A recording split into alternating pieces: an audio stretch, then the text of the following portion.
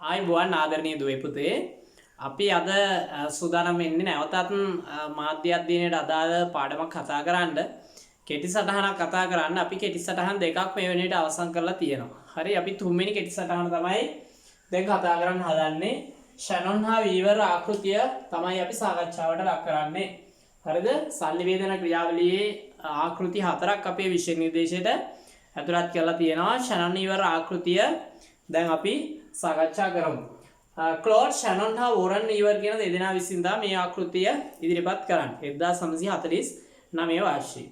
මේ ක්ලෝඩ් ෂැනොන් හා වෝරන් වීවර් කියන දෙදෙනා ඇමරිකාවේ බෙල් දුරකථන සමාගමේ කටයුතු කරපු ඉංජිනේරුවෝ දෙන්නෙක්. එහෙම නැත්නම් ගණිතඥයෝ දෙන්නෙක්. හරිද? මොවුන් සංනිවේදන ක්‍රියාවලියේ තාක්ෂණික ස්වභාවය පිළිබඳ අවධානය යොමු කරමින් තමයි මේ ආකෘතිය ඉදිරිපත් කරලා තියෙන්නේ. හරිද? එනිසා මේක කිසියම් දුරට තාක්ෂණික සංනිවේදන ක්‍රියාවලියක් පිළිබිඹු කරන බවක් වැඩිපුර පේනවා. ඒ නිසා මේකට තාක්ෂණික ආකෘතිය කියලා කියනවා. ගණිතමය ආකෘතිය කියලා කියනවා. හරි? යාන්ත්‍රික ආකෘතිය කියලා කියනවා. ඉංජිනේරු විද්‍යාත්මක ආකෘතිය කියලා කියනවා. මේ වගේ නම් වලින් මේ ආකෘතිය හඳුන්වනවා. අපි දැන් බලමු මේ ආකෘතිය තොරතුරු මූලාශ්‍ර වලින් තමයි පටන් ගන්න. තොරතුරු මූලාශ්‍ර කියලා කියන්නේ සංවේදනය ආරම්භ කරන කෙනා. අපේ විෂය නිර්දේශය දක්වලා තියෙන විදිහට තොරතුරු මූලාශ්‍ර කියලා කියන්නේ සංනිවේදකයා. එහෙම නැත්නම් සංනිවේදන ක්‍රියාවලිය පටන් ගන්න කෙනාට අපි කියනවා තොරතුරු මූලාශ්‍රය කියලා. එහෙනම් සංනිවේදකයා. සංනිවේදකයා විසින් සංදේශයක් ලබා දෙනවා. ඒ ලබා දෙන සංදේශය මෙන්න මෙහෙම සම්ප්‍රේෂකාගාරය කියලා ක්‍රියාවලියකට ලක් වෙනවා. මේකට තවත් නමක් කියලා කියනවා සම්ප්‍රේෂකය කියලා. තාක්ෂණික වශයෙන් මේකට අපි ට්‍රාන්ස්මීටරය කියලා කියනවා මේ මූලිකාංගයට. එහෙම නැත්නම් මේකට ආකේතකරණය කියලා කියන්නත් පුළුවන්. හරිද? මෙතනදි වෙන්නේ මේ සංනිවේදකයා ලබා දෙන සංදේශය සංඥාවකට පත් කිරීමක් වෙන්නේ. මම උදාහරණයක් කියන්නම්කෝ. දැන් මම ඔයාලට දෙන මේ මගේ භාෂාව හඬ මේ රූප මේ කැමරාව තුලදී දත්තයක් සංඥාවක් බවට පත් වෙලා සංඥාව තමයි ගුවනින් ඔයගොල්ලන්ගේ ගෙදර තියෙන ලැප් එකට ෆෝන් එකට එන්නේ. එතකොට මේ ෆෝන් එකේදී මගේ රූපයයි හරිද මගේ හඬයි සංඥාවක් බවට පත් කරනවානේ. සංඥාව තමයි ඔයගොල්ලන්ගේ ෆෝන් එකට එන්නේ. ඔයගොල්ලන්ගේ ෆෝන් එකට ඇවිල්ලා ආය රූපයක් බවට පත් වෙනවා. පැහැදිලිද කියන්නේ? අන්නේ ක්‍රියාවලියට කියනවා සම්ප්‍රේෂකාගාරය කියලා. සංනිවේදකයා විසින් සංදේශය තමන්ගේ හිතේ තියෙන සංදේශය සංඥා බවට පත් කරනවා. අන්නේ සංඥා බවට පත් කිරීමේ ක්‍රියාවලියට කියනවා සම්ප්‍රේෂකය කියලා. ඒ සම්ප්‍රේෂකාගාරය කියලා. එහෙම නැත්නම් ඊට පස්සේ අන්න සංඥා බවට පත් වුණාට පස්සේ මෙන්න සංඥා ඊට පස්සේ මාධ්‍යයක් කරා ගමන් කරනවා. දැන් මම මේ කැමරාවෙන් සංඥා බවට පත් කරන රූප ඔයාලට YouTube කියන මාධ්‍ය හරහා තමයි ලැබෙන්නේ. මෙන්න සංඥා. මේ සංඥා මෙතන ආයෙත් සංඥා තියෙනවා. මේ තමයි ඔයාලට ලැබෙන සංඥා. ඊට මෙන්න මේ කැමරාවෙන් මෙහා පැත්තේ ඔයගොල්ලන්ගේ කැමරාවෙන් ඔයගොල්ලන්ගේ ෆෝන් එකට කලින් ඔයගොල්ලන්ගේ ෆෝන් එකට එන්න කලින් තියෙන සංඥා මේ. ඔයාලගේ ෆෝන් එකට ආවට පස්සේ ඔයගොල්ලෝ බලන සංඥා මේ. දැන් ඔයගොල්ලන්ට පේන රූප මේ. මම කියන දේවල් මේ. දැන් පැහැදිලි මම කියන දේවල් මේ ඔයගොල්ලන්ට ඇහෙන පේන දේවල් මම මේ කියන දකින දේවල්. හරි සංඥා. මේ ඔයාලට ලැබිච්ච සංඥා. මෙන්න ග්‍රාහකයා. ඒ කියන්නේ දැන් ඔන්න ඔයාලට සංඥා ලැබෙනවා. මාධ්‍යයක් කරා ඔයගොල්ලන්ට සංඥා ලැබෙනවා. ලැබුණාට පස්සේ ඔයාලා සංදේශය තේරුම් ගන්නවානේ. අන්න ඒක තමයි මේ සංදේශය. ඒ කියන්නේ අපිට ඕන මේකට තව නමක් දාන්න පුළුවන්. හරිද? මේකට කියන්න පුළුවන් දෙන සංඥා කියලා. මේකට කියන්න පුළුවන් ලද සංඥා කියලා.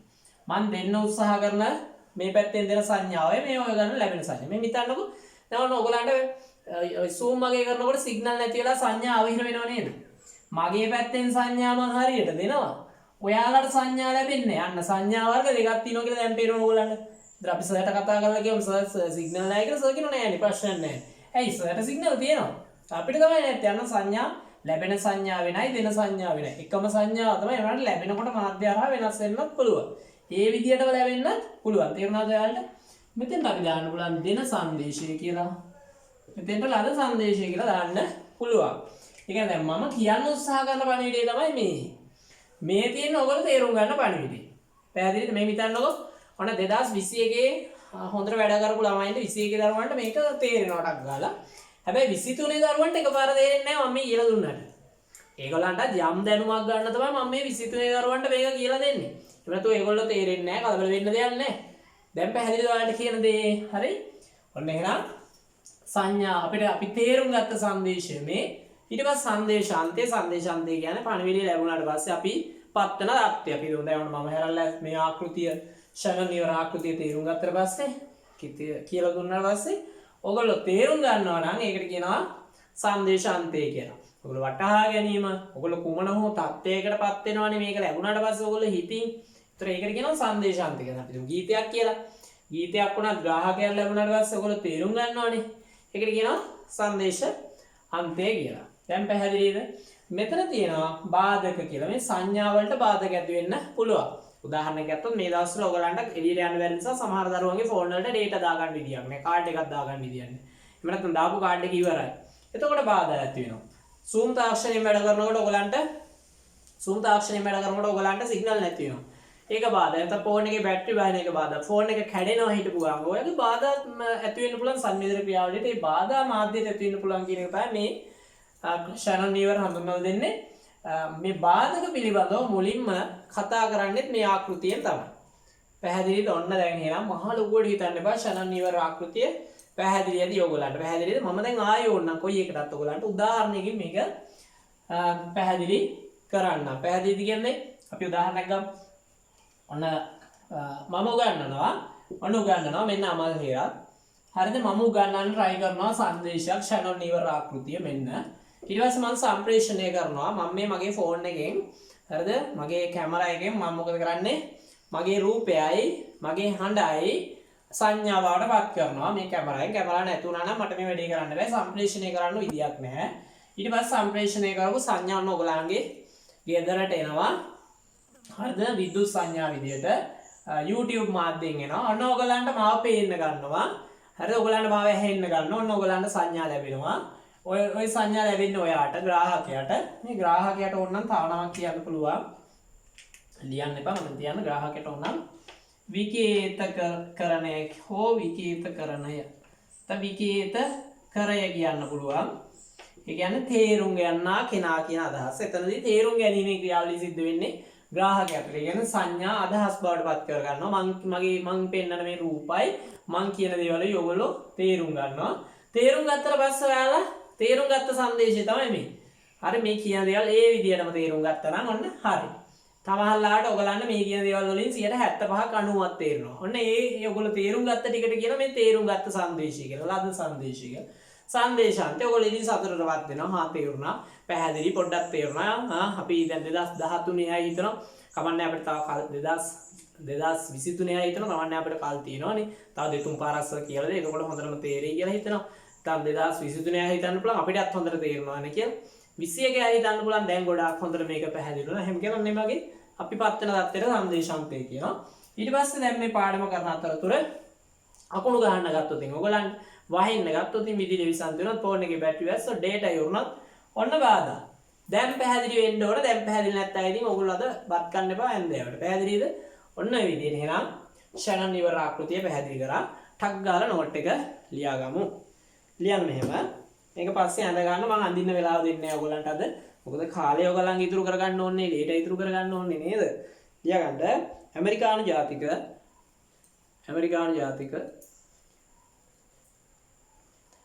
ගණිතඥයින් දෙදෙනෙකු වන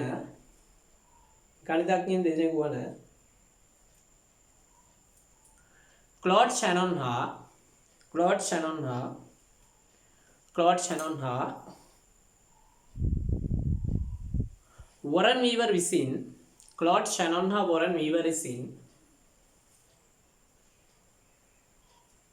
ඉදිරිපත් කරන ලද sannivedana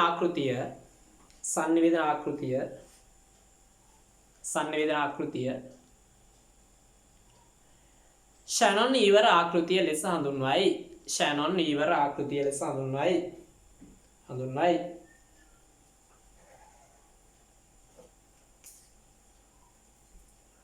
මොවුන් දෙදෙනා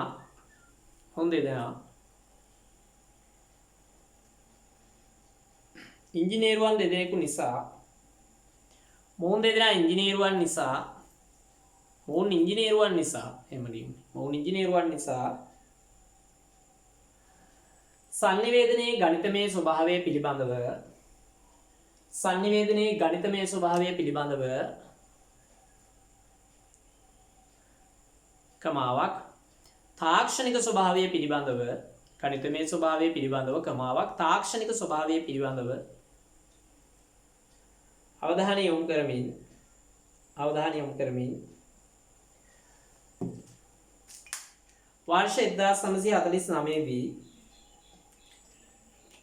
වර්ෂ 1949 දී මෙම ආකෘතිය ඉදිරිපත් කර තිබේ. वर्ष 1949 දී මෙම ආකෘතිය ඉදිරිපත් කර තිබේ.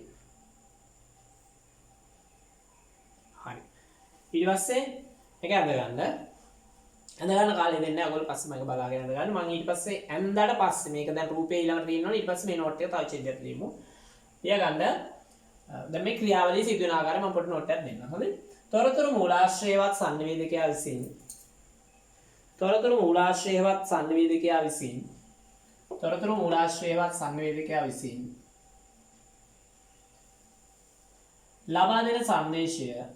ලබා දෙන සංදේශය සංඥා බවට පත් කරයි. ලබා දෙන සංදේශය සංඥා බවට පත් කරයි.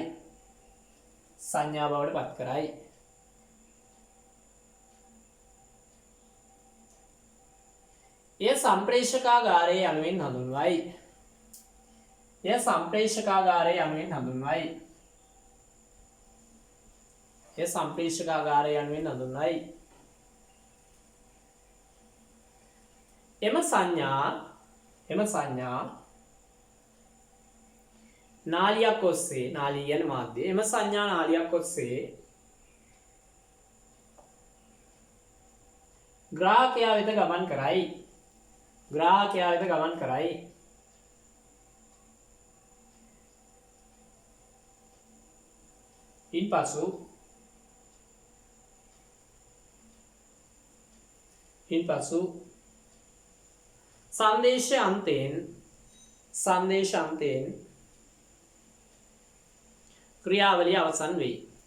ඉන්පසු සංදේශ අන්තයෙන් ක්‍රියාවලිය අවසන් වෙයි.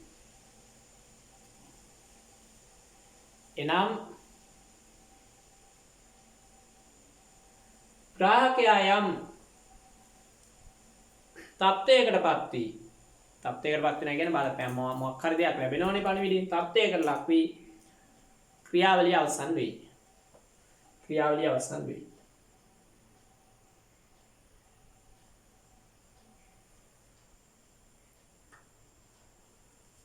පණිවිඩය සම්ප්‍රේෂණය කිරීමේදී ඇතිවිය හැකි අවහිරතා පණිවිඩය සම්ප්‍රේෂණය කිරීමේදී ඇතිවිය හැකි අවහිරතා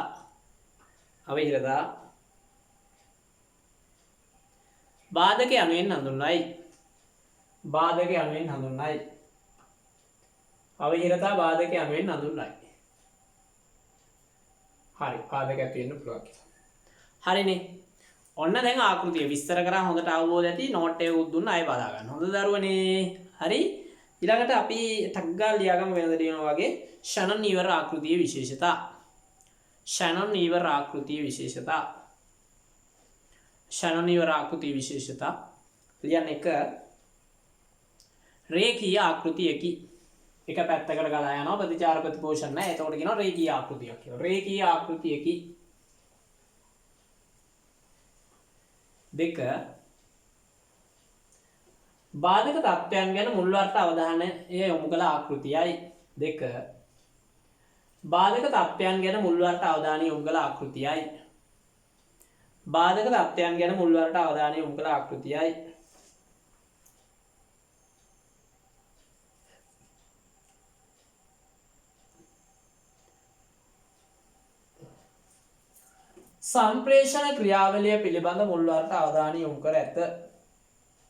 සම්ප්‍රේෂණ ක්‍රියාවලිය පිළිබඳ මුල්වර්ත අවධානය යොමු කර ඇත. ඒ කියන්නේ මේ සම්ප්‍රේෂකාගාරයේ සම්ප්‍රේෂණ ක්‍රියාවලිය පිළිබඳ මුල්වර්ත අවධානය යොමු කර ඇත.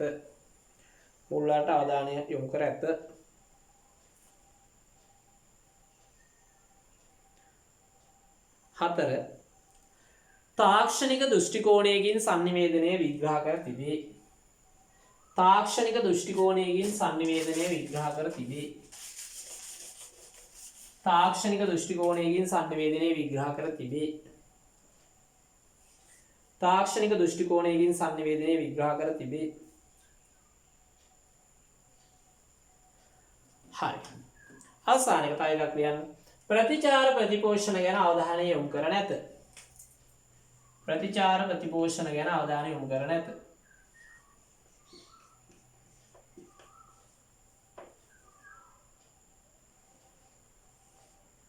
ප්‍රතිචාර ප්‍රතිපෝෂණ ගැන අවධානය යොමු කර නැත. හොඳයි. අපි එන කතා කරලා අවසానයි. හරිද? 071 දුරකථන අංකයට මේ සම්බන්ධව සටහන් ගෙන්න ගන්න ඕන නම් ලංකාවේ ඕනම දරුවෙකුට WhatsApp message එකක් එවන්න පුළුවන්. හොඳයි අපි එහෙමනම් අදට කෙටි සටහන් තුන්වෙනි කෙටි සටහන අවසන් කරනවා.